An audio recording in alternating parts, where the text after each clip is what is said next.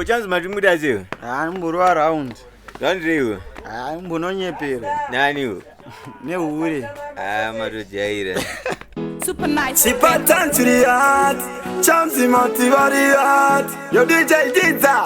Super nice committee. Sing again. Ndakamunzwira tsitsi anditibvira nyaya asi ndakazona yaive same statement ndikati naine runako unoshayei naiwe unoshayei vese vandaisangana navo yaive same statement uchida kuziva munhu anonyepa pasi penyika akomana ihure soja ndimutye handina basa naye ndinosaluta mahure uchida kuziva munhu anonyepa pasi penyika akomana ihure soja ndimutye handina basa naye ndinosaluta mahure unonzwa chiti mai vakandisiya makare kare baba vakatora mumwe mukadzi that's why ndisangana nyadzi handina kana kuendeswa avo dzakangofanana kunge fotokopi nepeti usafe wapinda navo resi ukapinda navo resi vanononokusiya padeti nokusiya nesdet vanoita kunge matwinzi vana vemunhu 1 vana vemunhu 1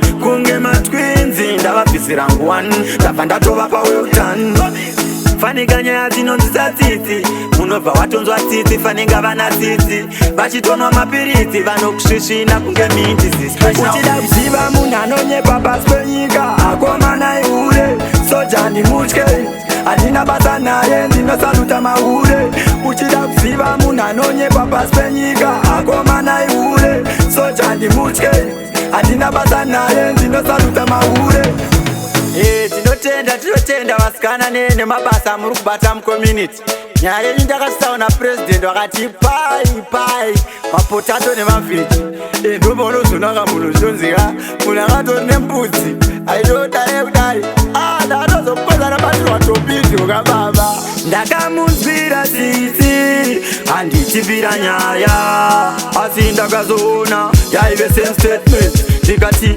naine runako unoshayei naiwe unoshayei vese vandaisangana navo yaive same statement uchida kuziva munhu anonyepa pasi penyika akomana ihure soja ndimutye handina basa naye ndinosaluta mahure uchida kuziva munhu anonyepa pasi penyika akomana ihure soja ndimutye handina basa naye ndinosaluta mahure